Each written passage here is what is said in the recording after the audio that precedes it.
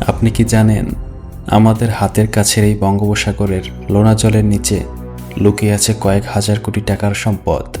শুধু মাছ নয়, এই সাগরের তলদেশ আসলে এক বিশাল কবরের মতো, যেখানে শত শত বছর ধরে ঘুমিয়ে আছে ইতিহাসের সবচেয়ে দামি জাহাজগুলো। ১৬০০ শতাব্দীর সেই ভয়াবহ কালবৈশাখী ঝড়, যা মুহূর্তের মধ্যে গিলে খেয়েছিল আস্ত এক মুঘল নৌবহরকে। কিন্তু আজ কোথায় সেই স্বর্ণভর্তি সিন্দুকগুলো? আধুনিক সব প্রযুক্তি থাকা সত্ত্বেও কেন আমরা আজও সেই রহস্যের কিনারা করতে পারছি না?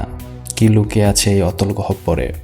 ইতিহাসের পাতা উল্টালে দেখা যায় ১৬১৮ সালে সম্রাট জাহাঙ্গীরের আমলে এক বিশাল বহর চট্টগ্রাম থেকে দিল্লির উদ্দেশ্যে রওনা হয়েছিল।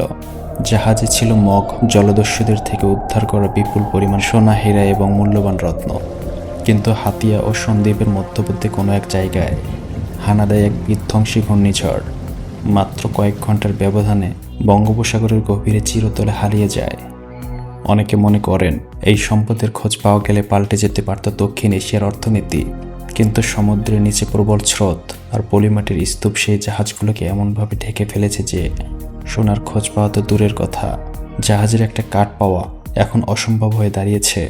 রহস্য শুধু মোগল জাহাজে সীমাবদ্ধ নয়। পর্তুগিজ জলদস্যুরা যখন বাংলার উপকূলীয় অঞ্চলে রাজত্ব করত, তখন তারা তাদের লুণ্ঠিত সম্পদ সুন্দরবনের গভীরে লুকিয়ে রাখত বলে শোনা যায়। প্রশ্ন উঠতে পারে, বর্তমানে স্যাটেলাইট আর সোনার টেকনোলজি দিয়েও কেন এগুলো উদ্ধার করা যাচ্ছে না? কারণ হলো বঙ্গোপসাগরের তলদেশের গঠন। প্রতি বছর গঙ্গা ও ব্রহ্মপুত্র থেকে আসা কোটি কোটি টন পলিমাটি সাগরের নিচের স্তরকে কয়েক ফুট করে ঢেকে দিচ্ছে।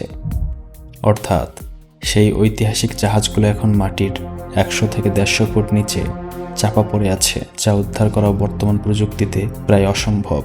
হয়তো কোনো একদিন প্রকৃতির খেয়ালেই সাগরের বুক চিরে বেরিয়ে আসবে সেই হারানো ইতিহাস, অথবা অনন্তকাল ধরে এই রহস্য লুকিয়ে থাকবে বঙ্গোপসাগরের নীল জলের নিচে।